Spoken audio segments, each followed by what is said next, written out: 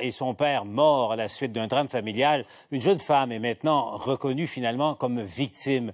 Malgré les hospitalisations en psychiatrie et un syndrome de stress post-traumatique évident, l'IVAC refusait jusqu'à maintenant de lui venir en aide.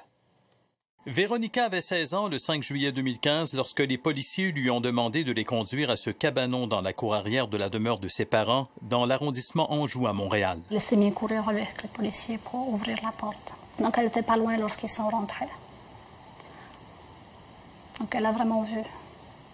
Elle a vu son père qui s'est enlevé la vie et son petit frère de 10 mois, Adam, assassiné.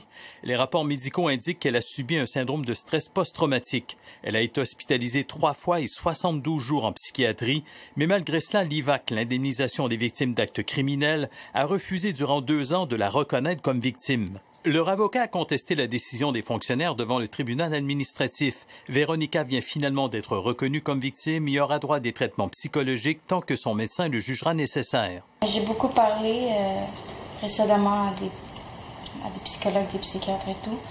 Et maintenant, j'ai comme besoin un peu d'arrêter parce que ça revient toujours. J'ai toujours des flashbacks. Si elle a des troubles d'apprentissage lors de ses études ou des troubles de comportement dans plusieurs années, elle sera aussi indemnisée.